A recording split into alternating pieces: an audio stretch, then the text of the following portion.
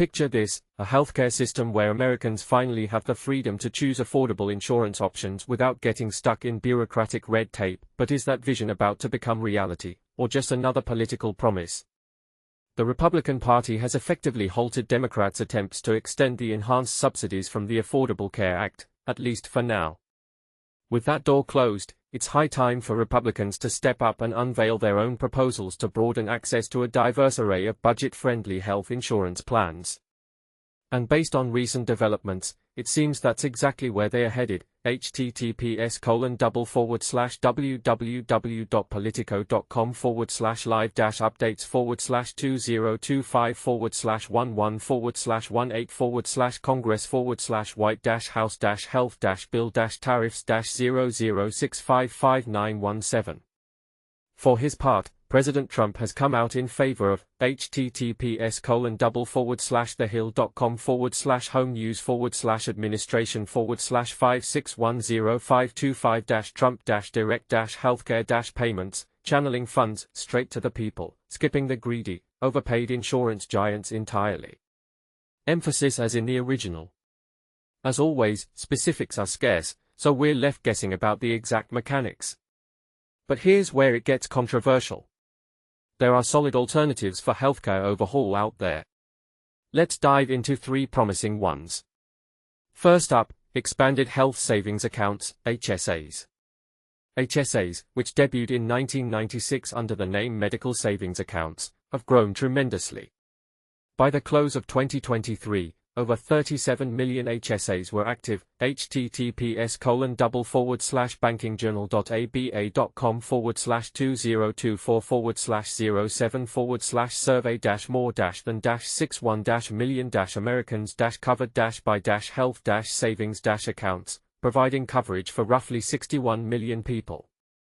Upcoming changes in the Republicans' One Big Beautiful Bill will open HSAs to an additional estimated 7 million individuals. https://www.whitehouse.gov research expansion of HSA eligibility under OBBB Act to improve marketplace coverage, affordability and access, as noted in this article. https://paragoninstitute.org/newsletter/president-trump-ways-in-explaining-the-HSA- option.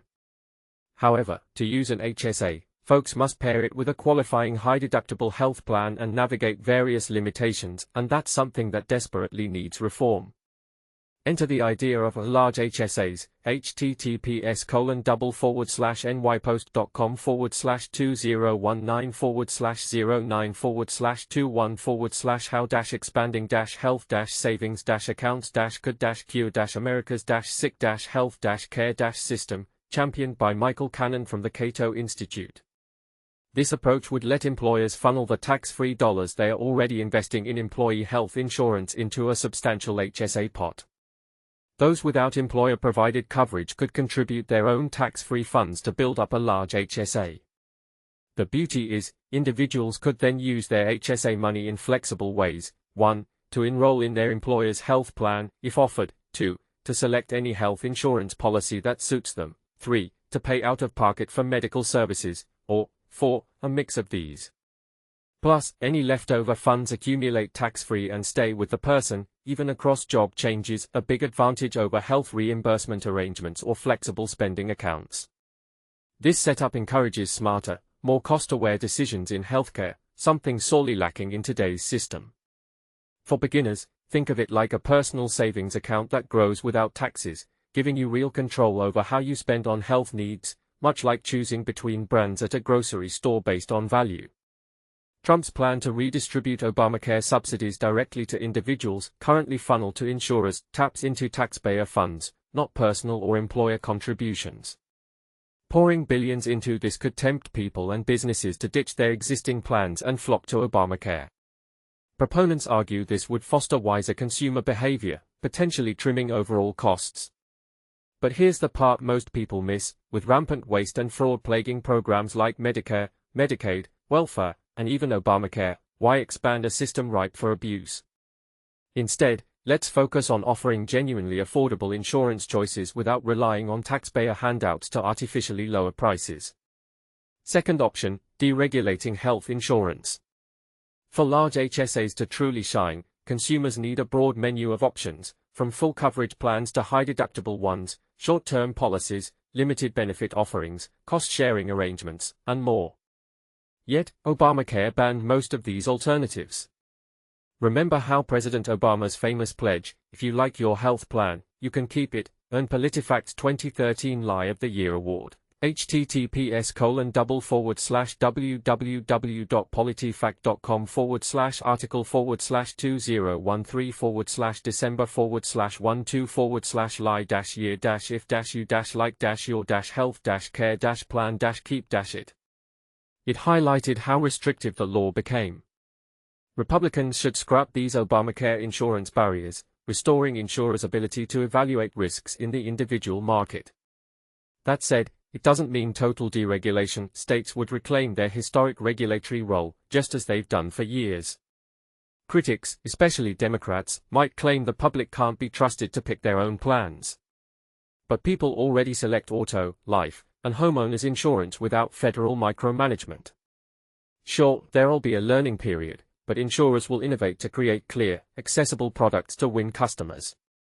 For example, just like car shoppers compare deductibles and coverage after a fender bender, health consumers could evaluate plans based on their lifestyle needs. Third, transforming Obamacare into a high-risk pool. Republicans don't necessarily have to dismantle Obamacare entirely. It could naturally evolve into a safety net. https://company.getinsured.com/high-risk-pools, which seems inevitable.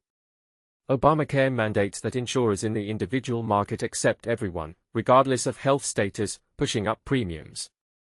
Without boosted subsidies, enrollment will likely plummet. If insurers can reassess risks again, millions will find better, cheaper alternatives to Obamacare.